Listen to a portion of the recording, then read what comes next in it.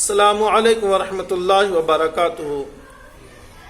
نحمدہ ونصلی علی رسولہ الکریم، اما بعد فاعوذ باللہ من الشیطان الرجیم، بسم اللہ الرحمن الرحیم۔ اللہم صلی علی سیدنا و مولانا محمد وعلی آل سیدنا و مولانا محمد وبارک وسلم علیہ صلاۃ و سلام علیک یا رسول اللہ صلی اللہ تعالی علیہ وآلہ وسلم۔ حضرت مولانا روم رحمۃ اللہ تعالی علیہ نے ایک حکایت نقل فرمائی ہے کہ ایک بار ایک نمازی اپنے گھر سے نماز ادا کرنے کے لیے مسجد کی طرف جب چلا تو راستے میں اس کے لیے ٹھوکر لگی اور منہ کے بل کیچڑ میں جا گرا۔ وہ نمازی کیچڑ سے اٹھا، اپنے گھر واپس آیا، کیچڑ کو دھویا اور کپڑوں کو بدلا اور پاک صاف ہو کر دوبارہ سے اپنے گھر سے مسجد کے لیے نکلا کہ تھوڑی دور چلا تھا، دوبارہ سے اس کے لیے ٹھوکر لگی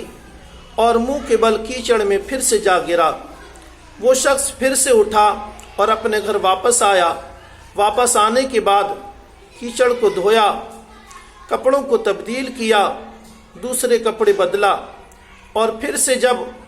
اپنے گھر سے نماز کے لیے نکلنا چاہتا تھا کہ اس نے دیکھا کہ گھر کے دروازے پر ایک شخص ہاتھ میں روشن چراغ لیے ہوئے کھڑا ہے۔ جیسے یہ شخص اپنے گھر سے نکلا کہ وہ شخص جو دروازے پر ایک جلتا ہوا روشن چراغ لے کر ہاتھ میں کھڑا تھا، وہ اس نمازی کے آگے آگے ہو لیا اور مسجد تک اس کے ساتھ ساتھ آگے آگے چلتا رہا۔ یہ شخص چونکہ اجالے میں چل رہا تھا، آگے ایک شخص اس کے ساتھ ساتھ ایک چراغ روشن کیے ہوئے چل رہا تھا، اس لیے اس بار اس نمازی کے لیے کوئی جانے میں دقت نہ ہوئی، نہ کوئی ٹھوکر لگی، نہ کہیں گرا اور خیر و عافیت کے ساتھ مسجد میں داخل ہو گیا۔ نمازی تو نماز پڑھنے کے لیے مسجد میں داخل ہو گیا، مگر جو شخص ہاتھ میں جلتا ہوا روشن چراغ لے کر چل رہا تھا وہ مسجد کے دروازے پر رک گیا۔ نمازی نے اپنی نماز ادا کی اور نماز ادا کرنے کے بعد جب مسجد سے باہر نکلا تو اس نے دیکھا کہ وہی شخص اپنے ہاتھوں میں روشن چراغ لیے ہوئے کھڑا ہے، اور جیسے ہی نمازی نے اپنے گھر کی طرف چلنا شروع کیا کہ وہ شخص دوبارہ سے اس کے آگے آگے جلتا ہوا چراغ لے کر روشنی کرتا ہوا چل پڑا اور نمازی خیر و عافیت کے ساتھ اپنے گھر تک واپس آ گیا۔ جب نمازی اپنے گھر تک آیا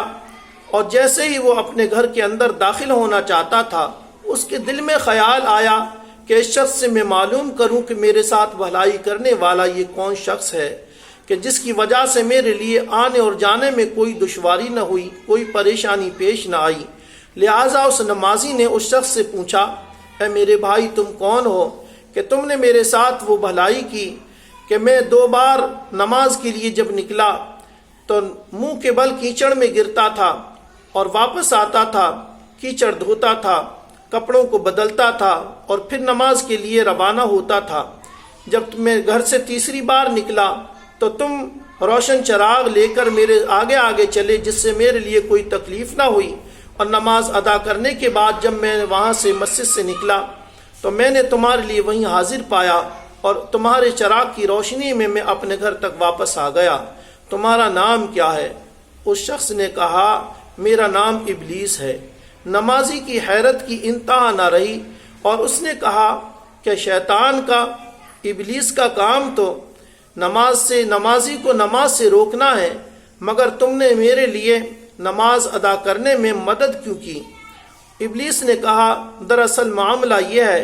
کہ جس وقت تمہارے لیے پہلی ٹھوکر لگی اور ٹھوکر لگنے کے بعد تم کیچڑ میں گرے اور گھر واپس آئے، کیچڑ کو دھویا، لباس کو تبدیل کیا، کپڑوں کو بدلا، تو اللہ تعالیٰ نے تمہارے سارے گناہوں کو معاف فرما دیا تھا۔ دوبارہ سے جب تم گھر سے نکلے اور کیچڑ میں گرے اور گرنے کے بعد واپس اپنے گھر آئے، کیچڑ کو دھویا، کپڑوں کو بدلا، اور تم گھر سے جب دوبارہ سے نماز ادا کرنے کے لیے نکلے تو اللہ تعالیٰ نے تمہارے سارے خاندان والوں کے گناہوں کو معاف فرما دیا تھا۔ مجھے خطرہ یہ ہوا کہ کہیں ایسا نہ ہو کہ تم اب تیسری بار پھر سے کیچڑ میں گر جاؤ اور گھر واپس آؤ، کیچڑ دھو